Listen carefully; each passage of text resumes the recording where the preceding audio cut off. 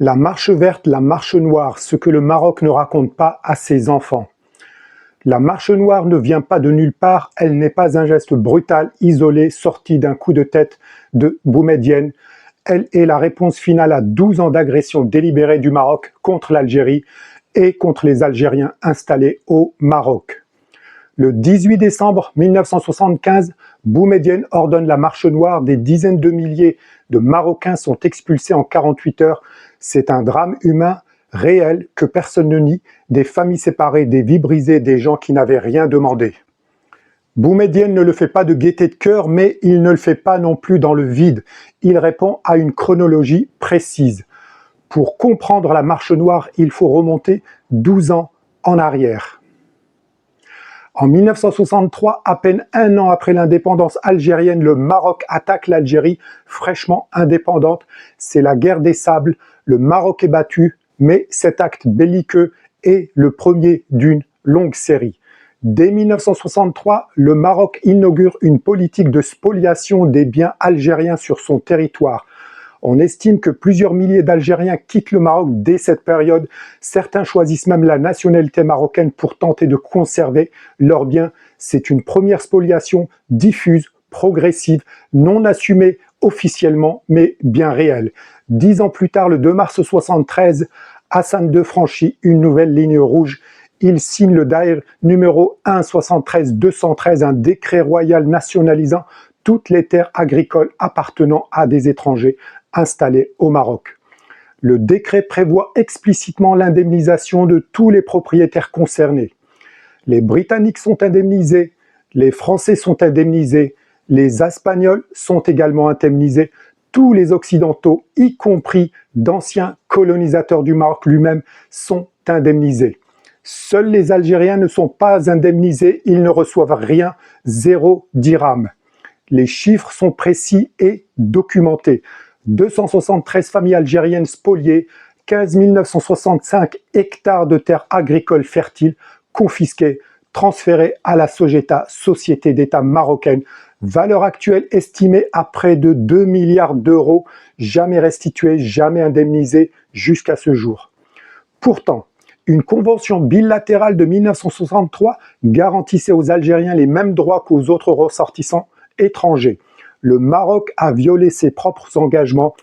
Cette spoliation rappelle douloureusement aux Algériens ce qu'avait fait la France durant 132 ans de colonisation, confisquer les terres, nier les droits, traiter le peuple comme une quantité négligeable. Voir un pays frère reproduire les mêmes méthodes que l'ancien colon français qui avait assassiné plus de 1,5 million d'Algériens est une trahison d'une profondeur particulière. Pendant 2 ans, de 73 à 75, l'Algérie réclame des négociations, elle demande le respect des accords d'Ifrane, elle demande l'indemnisation de ses ressortissants spoliés. Les Algériens qui restent au Maroc attendent une issue négociée. Pas de réponse, pas de négociation, pas un seul dirham, le Maroc refuse. Et le 6 novembre 1975, Hassan II commet son deuxième acte belliqueux en 12 ans. Il lance ce qu'il appelle lui-même la marche verte. 350 000 civils marocains, manipulés, désinformés, chacun un Coran à la main, franchissent la frontière. Mais la frontière de quoi exactement? Du Sahara espagnol, car à cette date, le territoire appartient encore officiellement à l'Espagne. L'accord de Madrid ne sera signé que 8 jours plus tard, le 14 novembre. Hassan II a donc envahi un territoire sous souveraineté étrangère. C'est une violation flagrante du droit international et le Conseil de sécurité de l'ONU l'a condamné immédiatement par la résolution 380. Pendant ce temps, l'armée marocaine bombarde les colonnes de réfugiés sahraouis qui fuient vers l'Algérie. L'arme utilisée, le phosphore blanc, une substance qui brûle les tissus vivants en absorbant leur eau, qui continue de brûler même sous l'eau, qui, lorsqu'elle atteint les organes internes, provoque des dégâts irréversibles, dont l'usage contre des civils est formellement interdit par le droit international humanitaire. Amnesty International a documenté ces bombardements. 173 000 réfugiés sahraouis fuient vers l'Algérie. Revenons sur la décision de Boumedienne. En juin 1975, quelques mois avant la marche verte, Boumedienne déclarait publiquement que le Sahara occidental était une affaire à régler entre 3 parties, l'Espagne, le Maroc et la Mauritanie. L'Algérie n'avait pas de revendication territoriale, elle était observatrice de ce qui se passait à sa frontière. Mais le 6 novembre 1975, tout change. Face à l'accumulation de ces actes, Boumedienne change de position, il ne s'agit plus d'observer, il s'agit de répondre. Après la guerre des Sables de 63, première attaque du Maroc contre l'Algérie à peine indépendante. Après la spoliation des Algériens installés au Maroc depuis des générations. Après le Daher de 1973 qui nationalise leurs terres sans les indemniser alors que tous les autres étrangers le sont. Après 2 ans de refus de négocier. Après l'invasion d'un territoire qui n'était pas marocain. Après l'usage du phosphore blanc sur des civils. Après l'arrivée de 173 000 réfugiés sahraouis aux portes de l'Algérie, le 18 décembre 1975, Boumedienne ordonne la marche noire. Dizaines de milliers de Marocains sont expulsés en 48 heures. Comme on l'a dit, c'est un drame humain réel que personne ne nie. 2 peuples ont souffert, mais il y a toujours une chronologie. 63, guerre des sables, le Maroc attaque l'Algérie, premier acte belliqueux, 63-73. Spoliation progressive des biens algériens au Maroc, 73, le Daher royal, 15 965 hectares confisqués, tous les étrangers indemnisés, sauf les Algériens. 73-75, le Maroc refuse les négociations sur l'indemnisation des Algériens spoliés.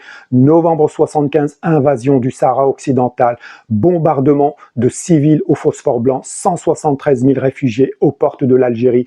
18 décembre 75, réponse à 12 ans d'agression délibérée du Maroc. Ce que nous venons de raconter n'est pas une exception dans l'histoire du Marzen, c'est un pattern qui se répète depuis plus d'un siècle. En 1844, l'émir Abdelkader mène depuis plus de 10 ans la résistance algérienne contre la conquête française. Il se réfugie au Maroc pour continuer le combat. Le sultan marocain Abderrahman l'accueille, puis sous la pression militaire française, après la bataille d'Isly, il le livre aux autorités françaises. Un résistant algérien trahi par un frère arabe pour préserver les intérêts du trône. Ce n'est pas de la fraternité, c'est de la politique, c'est de la survie dynastique. En 1958, une armée de libération nationale marocaine combat au Sahara contre la présence espagnole. Ces combattants sont les véritables résistants de l'époque. La monarchie marocaine aurait participé à l'opération Écouvillon, une opération militaire franco-espagnole qui écrase ces mêmes combattants marocains. Les historiens débattent encore du degré d'implication exact du Marzen. Ce qui est documenté, en revanche, c'est que ces résistants ont été écrasés, que la monarchie n'a pas levé le petit doigt pour les protéger et qu'ils formeront plus tard le noyau dur du Polisario. Le Maroc a lui-même fabriqué son principal adversaire au Sahara et il continue. En novembre 1975, le Maroc négocie en secret les accords de Madrid avec l'Espagne mourante de Franco sans consulter l'ONU, sans consulter le peuple sahraoui, sans respecter la résolution de la CIJ rendue 3 semaines plus tôt. Un territoire peuplé d'êtres humains bradé entre 2 États qui n'en sont absolument pas propriétaires. 3 trahisons, 3 fois le même réflexe, sacrifier les autres pour préserver le trône. Ce n'est pas de l'histoire ancienne, c'est un mode de gouvernance qui se perpétue. Et 2020 en est la dernière illustration. La souveraineté sur le Sahara occidental échangée contre la normalisation avec Israël. Le peuple sahraoui bradé une nouvelle fois sans être consulté au profit d'un calcul dynastique. Le Maroc a aujourd'hui des soutiens puissants. Les États-Unis ont reconnu sa souveraineté.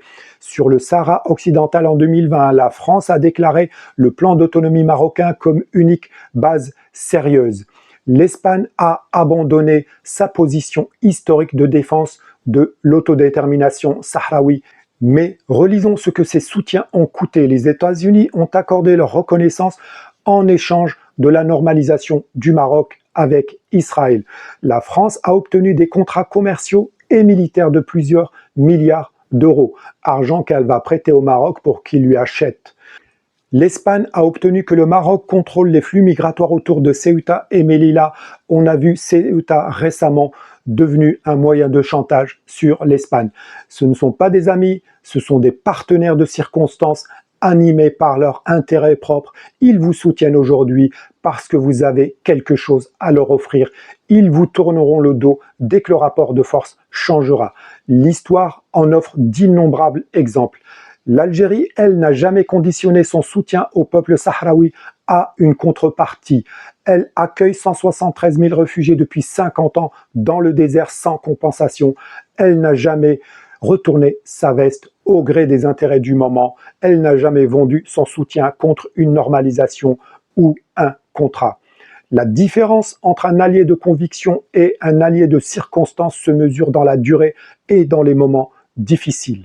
L'histoire n'est jamais d'un seul côté, mais elle a toujours une chronologie. Ce podcast n'est pas un réquisitoire, c'est une invitation à lire l'histoire telle qu'elle s'est déroulée, pas telle qu'un appareil d'État choisit de la raconter. Les Marocains et les Algériens sont deux peuples frères, ils partagent une histoire, une langue, une religion commune. Ce sont leurs dirigeants qui se sont affrontés, ce sont leurs peuples qui ont payé le prix.